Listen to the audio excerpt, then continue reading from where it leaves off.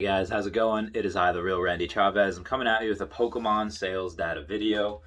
Sorry for the crazy messy hair. It was a wild night, not gonna lie. Hope everyone had a good and safe Halloween. A lot of this Pokemon sales data video is mostly base set. We got a little bit of other things as well.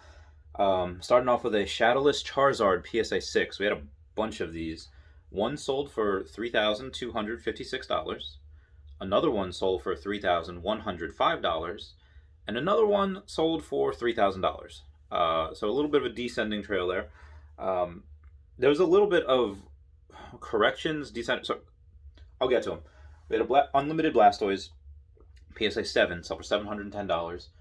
We had a Magneton First Edition PSA 9. Now the label only said Shadowless. The label just said Shadowless Magneton. But clearly it had the first edition stamp. So it was the first edition, it was just mislabeled. Only sold for $1,800. That is extraordinarily undervalued in my opinion. Poliwrath first edition PSA 9, $1,636. Extraordinarily undervalued as well. You know, we were seeing Mewtwo's up to like $9,000 the other day. So Blastoise first edition PSA 7 sold for $6,611. Shadowless Charizard PSA 9 sold for $14,000. It's incredible. And a Shadowless 9 Blastoise sold for $8,200. Now here's where I think base is in this weird position, because we have these Charizards that are absolutely incredible, a couple $100,000 for that. Blastoise is probably, I don't think you can get one for under $50,000 anymore. Venusaur is probably $35,000 as well. So it makes sense that other cards that aren't the main trio, not the Trinity, like Alakazam First Edition PSA 10, is still a record price point, $20,500. I haven't seen a Mewtwo PSA 10 sell. And the Alakazam, the top 5 bids were $13,000, $15,000, $17,300, $20.4, and $20.5. So $20.5 was the winner. So having said that, we have a couple of really low ones like that for the PSA 9s, I think. Or maybe not. I think people got a little overzealous with those Mewtwo's PSA 9s because they were thinking that it might sell for like $50,000, which it could have been as well. But we see Mewtwo First Edition PSA 9. We have two of them here. One for $5,350, the other for $4,952. These are about 40% less than what they were a few days ago or last week.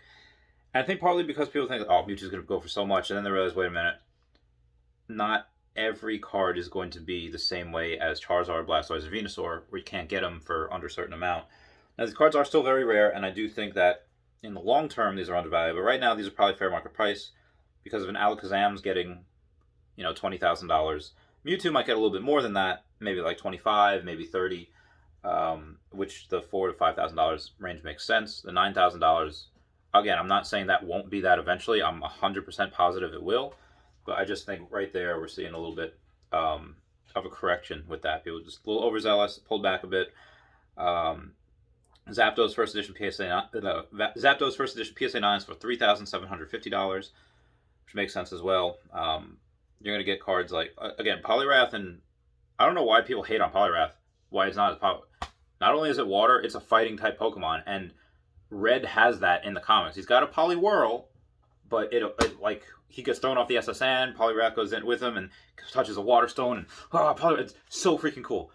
It is one of the coolest things. And he comes up with Red underneath his arm, Poliwrath's like ready to freaking go, and the Venusaur is like, what? It's a fighting Pokemon now too? And obviously the electric Pokemon he has have a disadvantage to this fighting type, and it's gonna, it was so freaking cool. It was so freaking cool. It was, I think, one of the first dual typings that you see in the manga, because you see, you have the Bulbasaur, you have the Pikachu, you have a lot of those other Pokemon, but this is the first one that comes up with a dual typing, which is really cool. So I don't understand why it's getting a lot of hate, because there's not a lot of those 10s out there. So, the 9s, all of these cards, there's not a lot of 10s out there. So the 9s should be very valuable as well. That's my opinion on base set. Neo Genesis, we had 3 different Lugias, all First Edition PSA 8. One was on auction, so this is probably the most real price we're going to get, is $2,230. And now I bought mine for like $26.50 the other day.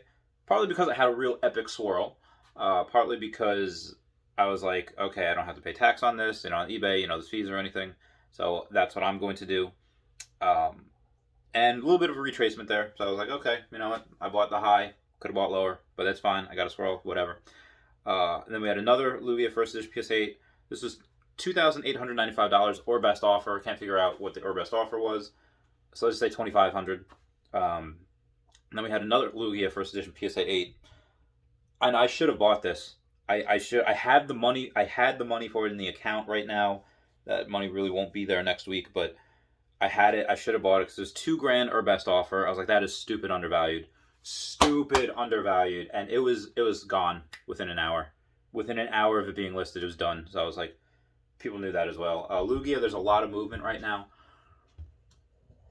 Every other set outside of base set, there is more supply than there is demand. Everyone's trying to liquidate. Everyone's trying to get the, and this will last for however long, but as soon as it dries up, as soon as people are just like, hey, the collectors out there, not the flippers, they get that. Like, I have 3 of these right now. I have Lugia First Edition PSA 6, a 7, and an 8, because they're freaking cool, and that is the Charizard, I've said it before, of the Neo Genesis set.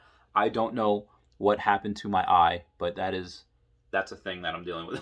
I'm sorry. It just came up. We have these cards that there's a lot more supply now than there is demand. Not that there's lack of demand, but when you have 7 First Edition PSA 10 Blaine's Charizards out there, there's 7 of them. Not that many people are ready to spend $15,000 on that card right now. Got to go on. Got to take. We had that $12,000. Or I'm sorry, the $11,000 that sold last week, and maybe the next one will be 12. Again, I still think it's undervalued. I'm not selling mine for 14. Now that whole auction's over, I'm not selling mine for less than 20. I took mine off. I was like, I'll wait.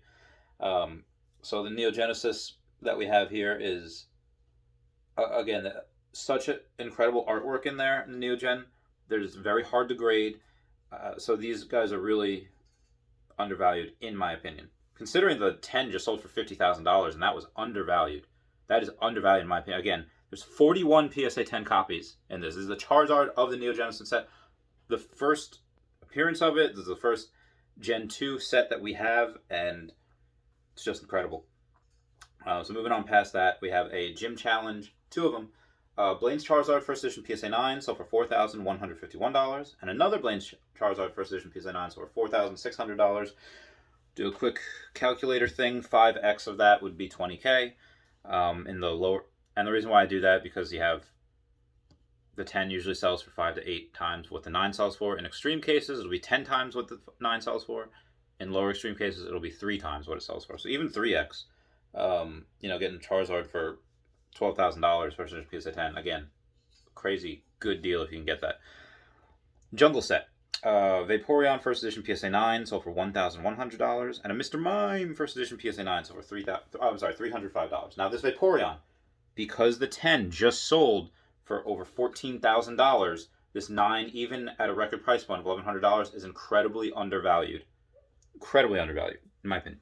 Fossil Raichu First Edition PSA 9 sold for $360. Hitmonlee First Edition PSA 9 sold for $345, and a Ditto First Edition PSA 9 sold for $315. Dittos have been a little steady, been up and down, circling that 300 mark. The Fossil Raichu, second appearance of Raichu, is pretty cool. And Hitmonlee, again, one of my favorite cards in the Fossil set. Not because it was featured in that one Pokemon episode where they find all the Fossil Pokemon, but just because I think it should have been in base set. So cool. Then we have Rocket. We have 2 Dark Raichus. One was the First Edition PSA 10, which is $3,050. And a Dark Raichu First Edition PSA 9, which sold for $560. Let's try to use the Chavez formula here. What is 5 times $560?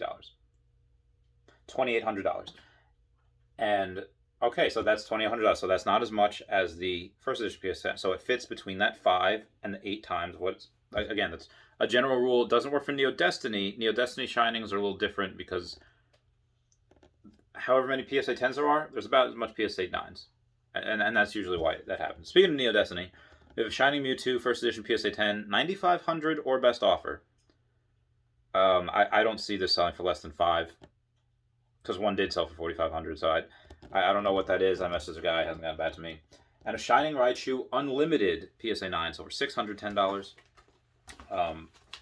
The only Shining Raichu first edition PSA 10 out on the market. We have is mine at like $12,000, and I had it. There was one there that, like, for $3,100, and that was bought in like a day.